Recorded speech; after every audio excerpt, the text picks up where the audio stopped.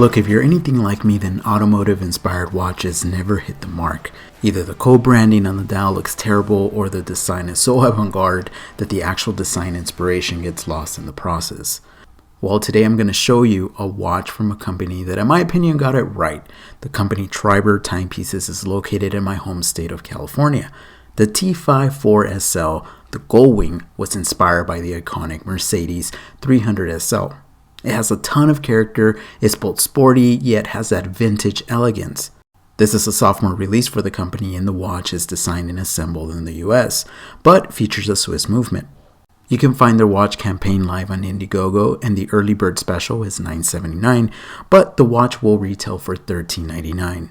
The watch case very much resembles a vintage Omega Seamaster Cosmic from the 60s. It has that funky look that in my opinion a lot of watches in today's day and age lack. The side profile of the case was inspired by the eyebrow wheel arcs of the Mercedes. The finishing on the case is done very well and very much in line with the price point. There's a mixture of polishing and brushing, and the round edges of the watch make it very comfortable to wear, and in hand the watch definitely feels solid. At the 3 o'clock there's a very cool looking signed screw down crown that has 12 facets, and it makes it very easy to interact with the watch. The 6.2mm crown was actually inspired by the radio knobs in the Mercedes. As you can see, the company really has an eye for design, and in my opinion these little elements were executed right. The overall dimensions of this watch are as follows. The case measures in at 39mm, it has 22mm lugs, it's 45.3mm from lug to lug, and the watch has a thickness of 11.9mm. The watch features 100 meters of water resistance, weighs in at 146 grams with the incised bracelet, and the entire watch is constructed of 316L stainless steel. Protecting the dial, we find a flat sapphire crystal, and the polished bezel around the dial plays very well with the overall design of the case and dial. The watch will be available in 4 dial colors: black, white, blue-gray, and strawberry red. The one we will be taking a look at today is the white dial. Personally, I love the black dial one, but then again, they're all pretty classic looking. The dials very much take inspiration from the gauges of the Mercedes 300SL. And according to the company, the dial colors match some of the paint colors that were available for the Mercedes. The dial in my opinion is pretty cool, and I can definitely see the automotive inspiration. The polished ring in the center of the dial is a cool touch, and the printed numerals have that 1950s aesthetic. Unlike many dials out there, I like the lack of writing on the dial. All we find is the logo at 12 o'clock and the name of the company towards the bottom of the dial. A nice touch is the black date window that's been nicely placed at the 6 o'clock. One striking thing that really makes this watch look like a gauge is the center of the hands. I've never really seen a company use that big of an overlay, but it's very fitting and works great. One big letdown of this watch is the lume. They are using Swiss Super Luminova, and on this white dial version it's only applied on the hands, but the other dials do have them on the numbers as well.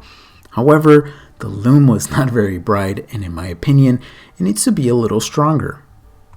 The H-style bracelet has that Nautilus look to it, with brushing on the sides and polishing down the middle. It measures 22mm and tapers down to 17.9mm at the clasp. The butterfly style clasp is easy to operate and features the company logo. In this review piece, the polishing on the inside of the clasp wasn't very sharp. It seemed a little unfinished, but the company assured me that this wouldn't be the case on the production models. One really cool element is that spring bars are used to size the bracelet. Therefore, the sides of the bracelet look clean. I never actually seen this before, but I'm a fan. When flipping the watch over, we find a sapphire display case back with some information about the watch.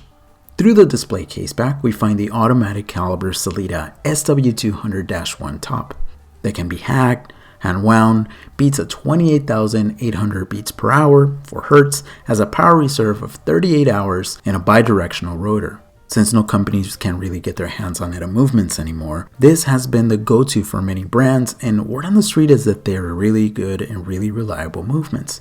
However, one thing I would have liked to see is the decorated rotor to tie it in with the automotive theme and give it that level that matches the price tag. On my 6 7/8 inch wrist, the watch wears excellent, no complaints here. The rounded edges really make this watch look and wear smaller than the 39mm dimension, and it's a true testament that you can't only stick to dimensions, you need to go and try the watch on, if possible of course. Look, overall, I really like this one. The likes outweigh the dislikes, but I really feel the watch is a little on the expensive side, especially with all the competitors in this space. I personally feel the price point of this watch should be no more than $750. Nonetheless, the watch is very well finished, has a very unique design, it's easy to look at, and I personally can't wait to see what other pieces the company has in store. Let me know what you think about this watch. Did they get it right? Are you looking to pick one up? As always, be safe out there and stay humble.